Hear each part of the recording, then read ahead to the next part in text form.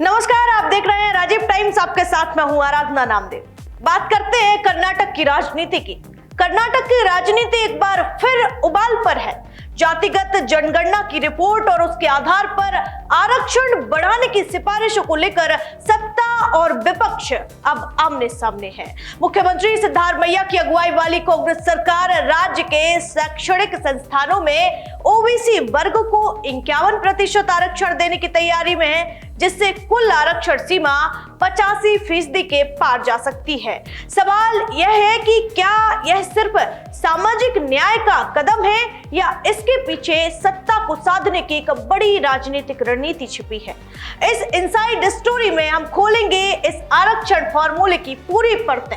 Report का असली मकसद क्या है, कांग्रेस की रणनीति क्या संकेत देती है और कैसे विपक्ष से सामाजिक न्याय की आड़ में वोट बैंक की राजनीति बता रहा है। कर्नाटक की राजनीति एक बार फिर से जाति आधारित आरक्षण के मुद्दे पर ध्रुवीकरण की ओर बढ़ रही है। मुख्यमंत्री सिद्धारमैया की अगुवाई में कांग्रेस सरकार ने जिस सामाजिक, आर्थिक और शैक्षणिक सर्वे रिपोर्ट को 17 अप्रैल को कैबिनेट के सामने रखने की तैयारी की है, जो एक रणनीतिक गेम चेंजर बनकर उभर सकती है। सूत्रों के मुताबिक इस रिपोर्ट में ओबीसी वर्ग को शैक्षणिक संस्थानों में आरक्षण 32% से बढ़ाकर 51% करने की सिफारिश की गई है, जिससे राज्य में आरक्षण की कुल सीमा 85% से भी अधिक हो सकती है।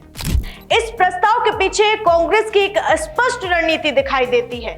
ओबीसी को मजबूत आधार बनाकर एससी, एसटी और मुस्लिम तबकों के साथ एक ऐसा जातीय गठबंधन तैयार करना जो पार्टी को दीर्घकालिक लाभ दे सके।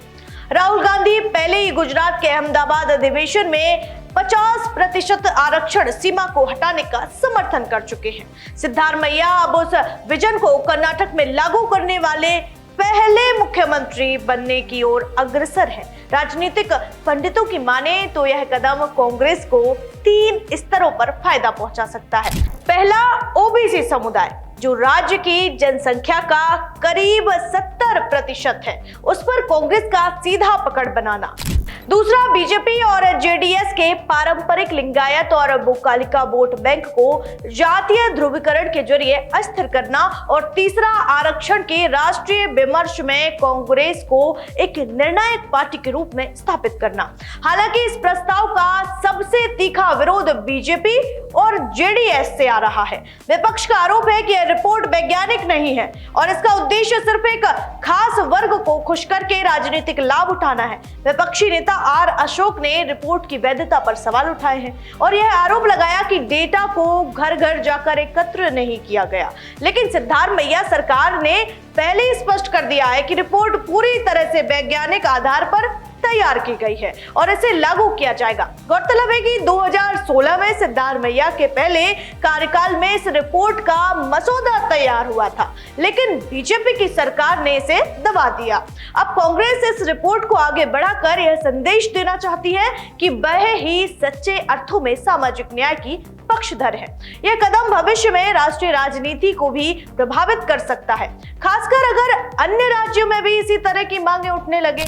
इस रिपोर्ट के जरिए कांग्रेस एक बार फिर मंडल पॉलिटिक्स की तर्ज पर नई सियासी जमीन तैयार करने की कोशिश कर रही है और अगर यह प्रयोग सफल रहा तो कर्नाटक से शुरू हुई यह सामाजिक न्याय क्रांति 2029 के आम चुनावों तक कांग्रेस के लिए बड़ा चुनावी हथियार बन सकती है। इस रिपोर्ट के जरिए कांग्रेस एक बार फिर मंडल पॉलिटिक्स की तर्ज पर नई सियासी जमीन तैयार करने की कोशिश कर रही है और अगर यह प्रयोग सफल होता है तो कर्नाटक से शुरू हुई सामाजिक न्याय क्रांति 2029 के आम चुनावों तक कांग्रेस के लिए बड़ा चुनावी हथियार बन सकती है। यदि हमारी खास रिपोर्ट मुझे दीजिए इजाजत, फिर मिलेंगे नई खबर के साथ। नमस्कार।